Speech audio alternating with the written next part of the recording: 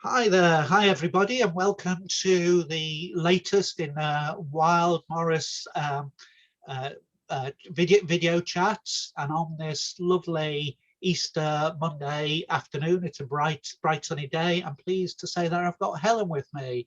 Helen's a fellow dancer with me. How are you doing, Helen? All right, yeah, a bit tired this morning, but fine. I know. So Helen, I think I first got to know you when you were dancing. Got to know you at the Rope Makers initially, and then I saw you dancing on a May Day morning a few years ago. So tell me about your involvement with Wyld Morris. Well, I just fancied doing some folk dancing a few years ago. It was around the time of the first Bridport Folk Festival. I can't remember if that was 2017 or 2018. No, I think it's 2018.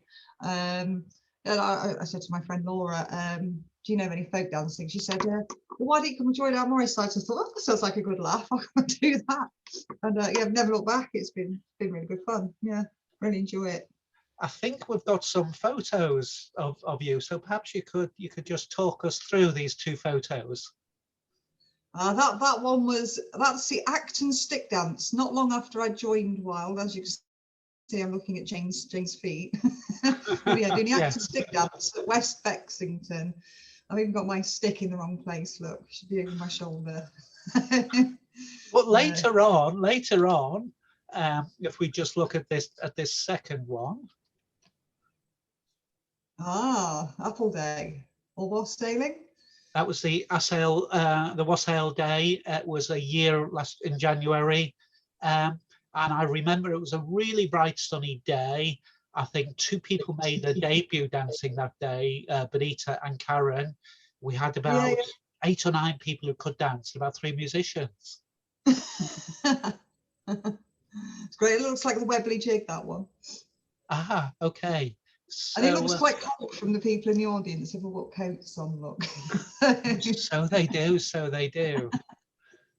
So you enjoy your dancing then?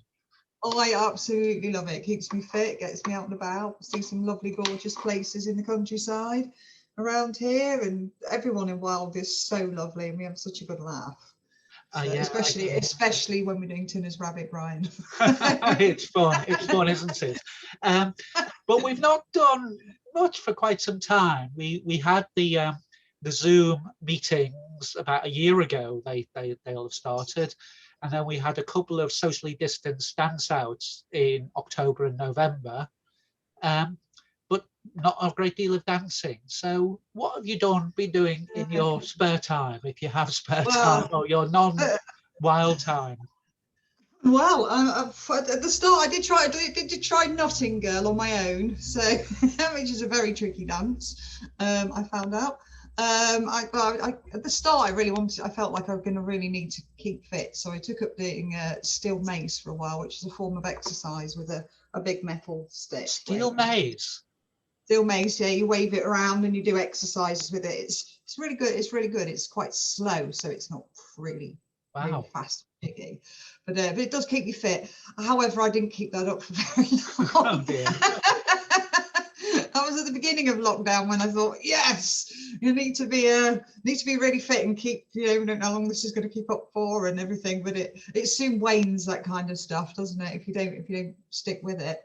And I could only do it up the field because I obviously can't wave a mace around at the house.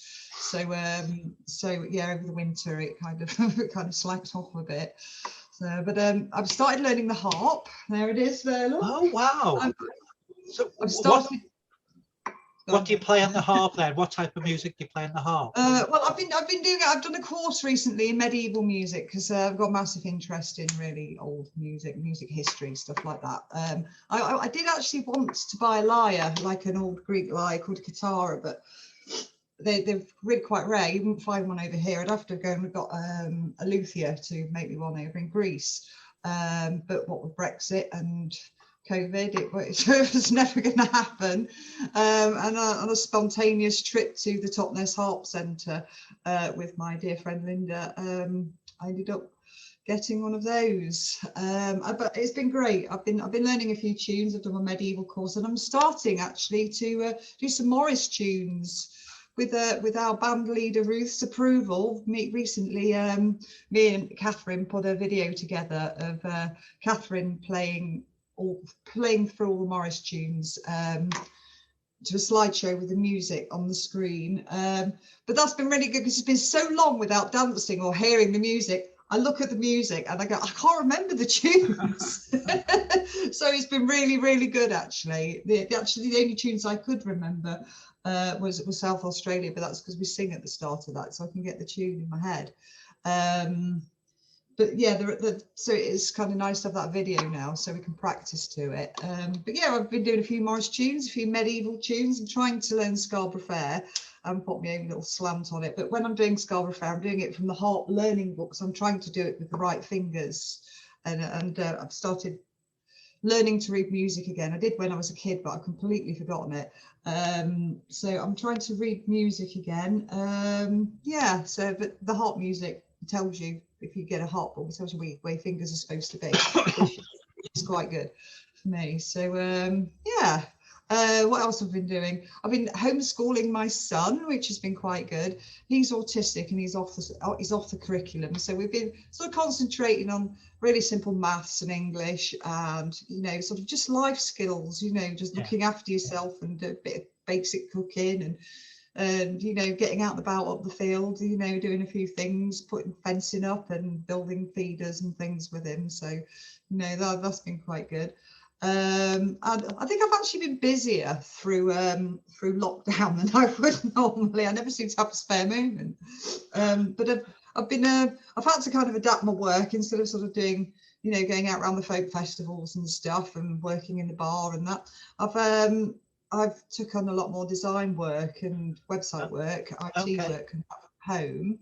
Let's just have a look at some of your design work. So you're a bit of an IT geek, I believe, a bit of a web geek. Oh yeah, I've been really geeking out on things like SEO and analytics, and I've even made an app as well over lockdown. So I've been doing lots of researching and googling and making mistakes and trying to figure them out. Lots of head scratching. Yeah.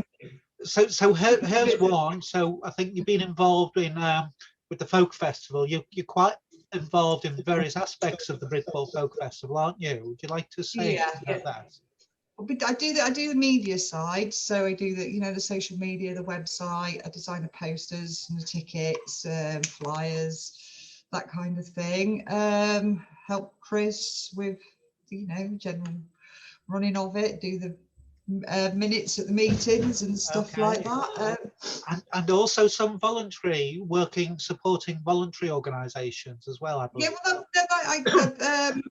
that's paid work. That one, that's helping Harmony with their website. I built their website. I've been designing their leaflets. Harmony, great. They're a mental health charity in Bridport. Help local people within Bridport and the surrounding areas. They have a drop-in at lots of workshops, and they've been running sort of emergency help over the lockdown with computers and online and telephone lines and stuff. So that's been excellent. Okay, thank you. And finally, you mentioned that you've developed an app. So tell us about this particular website and the accompanying app. Oh yeah, that's my Emu website. It's all about emus. If you ever wanted to learn anything there is to know about emus, it's on there, or it will be on there at some point. But yeah, that took a lot of head scratchings to make an app and load that to the Play Store on Google. I've got to do my iPhone one yet, so it'll take a bit of time, but it's getting there. Okay, so emus. I think that's fascinating. So people may be scratching their heads and saying emus. So perhaps if you could talk us through these photos and some videos, and this will be a first for the Wyld Morris show. So if you can just talk us through these things. Well, I keep emus. I currently have 11 with the babies that have been born. I usually hatch the eggs in an incubator. I wasn't going to this year, but this pair here, this is Crackers and Tarquin.